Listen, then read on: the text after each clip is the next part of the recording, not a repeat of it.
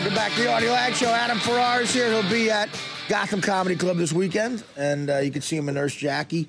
So, sports. I know you're a sports fan. Yeah. What do you think of the NFL with the penalties for the N-word and the blue whistles? How are you going to legislate that? Listen, don't hit him that hard. I mean, well, what if somebody, a friend of mine said this today. What if both players say it on each team? Yeah. You know how often that must happen? yeah. Or, And how are you going to call that on the end who throws the flag? You should have heard the mouth on that man. 15 yards. He had to break up with his girlfriend because she used that word. Well, that's what it sounds like. It sounds like scolding. It sounds like women have taken over the league. Your mom is now the ref. Richard Sherman brought up a good point. How it's racist to a point to penalize that word and not penalize all of course vulgar words. What about the Italians and their words? You can say anything else except that word. That's ridiculous. If they're going to do that, the N word's 15 yards, crackers 5. Well, yeah, start assigning. Crackers funny. I don't even know why that's supposed to be offensive. Honky's not even 5 yards at this point. No, honky's nothing. Honky. Yeah, there's nothing. It's too old. What do you get? What do you get? You fat bastard. What do you get for that? That should be nothing. Yeah. Well, are they really making it even profane language, too? Well, they're attempting to. It's just the N-word. I mean, that's the thing. I think that's what it said in the Daily News. It was all just about the N-word. Yeah. But then I've heard some people say, no, it's about explicit language. But again, I mean, come on. You're playing football. You got guys, adult men hitting each other that hard. They might let, an F-word fly here or there. Yeah. It's ridiculous. Did you use a lot of profanity playing? No. You just used some during the break.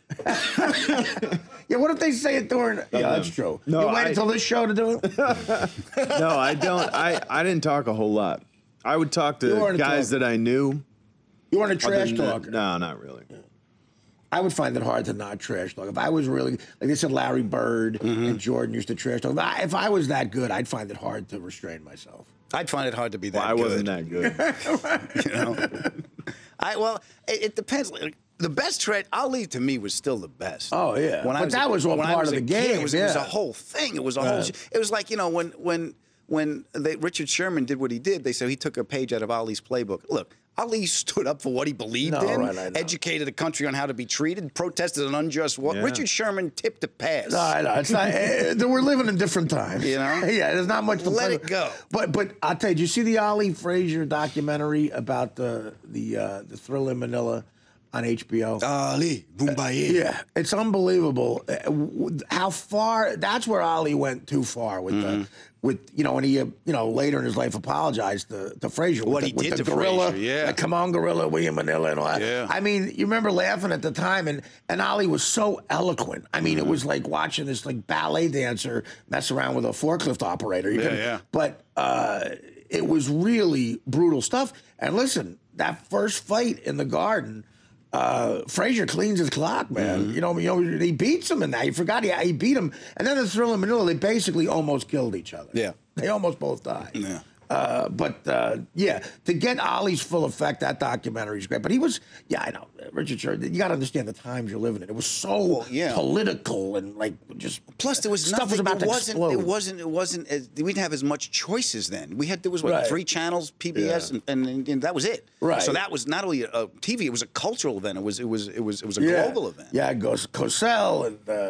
the whole before closed circuit TV came in. Which who knew how to and then remember when you would spend all the money with your friends, you'd pull your money for the Tyson fight, and they're over in 15 seconds. Oh, I did that for you for the Spinks fight. It was worth it though. The Spinks fight was the worst. It was 88 seconds, I think, and we drove. 91. We drove 2 hours. Yeah, 91 seconds. We drove 2 hours to see it. We all got settled in. No. We went to a buddy's house. Who got the game. Oh, okay. And we settled in, and we just get our pizza. We sit down, or you got your beers or whatever, and you watch, and it's over in 91 seconds.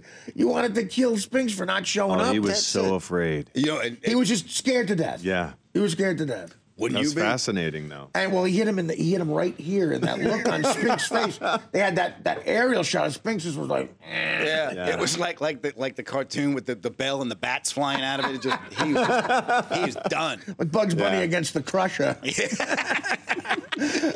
Cracker.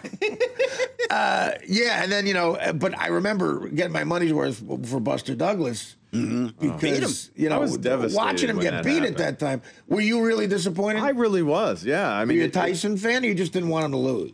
I was a Tyson fan because I felt like he brought unbridled excitement to the world of boxing. Not having the robe, that whole thing. It was just that cut-off shirt, Yeah, I mean, he was just boiled down, bare bones, the toughest guy in the world, in my opinion. The prison van dropped him off. Man. Right, you're right. And he mental was what got him. Well, I loved the fact that he had this ability to just incite absolute terror. And he did with everyone. But Holyfield and Douglas figured out how to beat him. And they say, Larry Holmes in his prime. I actually was at the Holmes Tyson fight in Atlantic City, Mod owned. That Tyson, the punch Tyson hits him with, you heard it we were in the upper deck, like bam, and he just knocks Holmes on his ass. But that jab, like keeping him away with the jab, the way Holmes fought in his prime, is exactly how Douglas beat him. Keep him here, and then boom, and that's how Holyfield beat him. Yeah. Ali was just fast. Remember the rope-a-dope? Yeah. He could get out of the way. Well, the way he beat Foreman in Africa, like he was getting his ass kicked. Everybody's like, "Well, what's going to happen?" And the way he just out of nowhere, just boom, boom, boom, boom, and that was it. Well, he was so skillful. The thing about Mike Tyson that I thought was even cooler was he was so flawed, and you saw it when he lost. That he was as a human being. He was a small guy. Well, flawed as a human being, but his boxing style. I mean, he had about 5 minutes in him, and if he couldn't get inside on you, he was a smaller guy. He didn't have any reach at all. I mean, that's how you. He had shortcomings. But you got to survive the first. But you had to survive an absolute You had to make sure he didn't connect, because if he connected, that's exactly what happened to a lot of guys. The Trevor Berbick thing is still the best. When Berbick tries to get up like 4 times. Oh yeah, right. All right, we're gonna take another break. Adam Ferrara will be at Gotham Comedy Club this weekend. Back with him after this. Talking about comedy with Adam Ferrara. We're talking about a lot of times when comedians, especially our age, get together, you end up talking about Carlin or Richard Pryor. Do you think you could name a favorite, or is it like a tie with those guys? Well, it was Carlin. I had tremendous respect for Carlin because his stuff was structured and so prolific. He wrote a new act every 2 hours. I mean, but 2 hours. Pryor it's his heart. Yeah. And when I was a kid, I saw the Santa Monica concert when Patti LaBelle opened for him, and I remember audibly saying, there was nobody in the room, which was going, look what this man can do. Yeah, it's all out of pain. Yeah. I think that 79 concert, he's got the red 70s disco shirt, the mustache. Sunset Strip. Or just live in concert. That's as good as a stand-up set as I've ever seen. Yeah, the one with the heart attack, when he just walked on stage. Yeah. And the deer in the woods. Stop eating pork. Yeah, that's the one. The deer in the woods. Snake. And that was when he just walked on stage. He didn't have an introduction. He just walked up a dark stage, grabbed the mic, and started talking. Right, yeah. No, he was a rock star. Yeah. He was a rock star. But that was the kind of thing that the move, what he was talking about. And I had no idea that, for his past or anything. It was just, he just reached through and just grabs your heart. Well, that's why the book, again, Furious Cool, I should recommend that. I think you just did. My girl got it for me for Christmas, and you said you have it. I have it, yeah. It's something to look forward to on the road, reading it. It's perfect, like in a hotel or on a plane. It really gets into, he grew up in a whorehouse, and now he would watch his mother with Johns, and it's all from pain. It's all from, like, this insane comedy is all just from, like, real sadness, But a real artist, a true artist. Yeah, he can make you feel, and the way he would do things. Like, if you remember the bit where he walks about a white guy and a black guy walking through the woods. He goes against this giant stage walking as a black guy, and at the end he just goes, snake. It's good physical stuff too, because the way he skips over, he goes, snake. Yeah, and his face, his face, it was just like. Yeah, he was a perfect stand-up. He had all the a modern day stand-up. Yeah, he never did any jokes.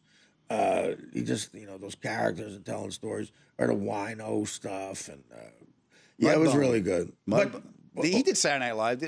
That's one of the best ones. One with Chevy Chase. Yeah. And also, they do a spoof on The Exorcist in that one. Yeah. Where the Linda Blair character talks about his mother. What is that funky smell? Get up, bitch, and wash your ass. Straight up in the front room, we're having company.